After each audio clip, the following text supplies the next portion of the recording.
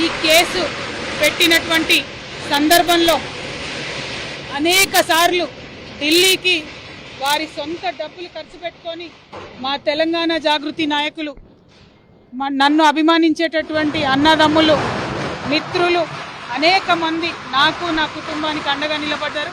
చాలా మంది పేద కార్యకర్తలు డబ్బులు పోగేసుకొని ఢిల్లీకి ఫ్లైట్ టికెట్లు పెట్టుకొని వచ్చినటువంటి వాళ్ళు ఎంతో మంది నాకు తెలుసు. ప్రతి హియరింగ్కి వచ్చి నాకు ధైర్యాన్ని ఇచ్చిన వాళ్ళు ఎంతో మంది నాకు తెలుసు.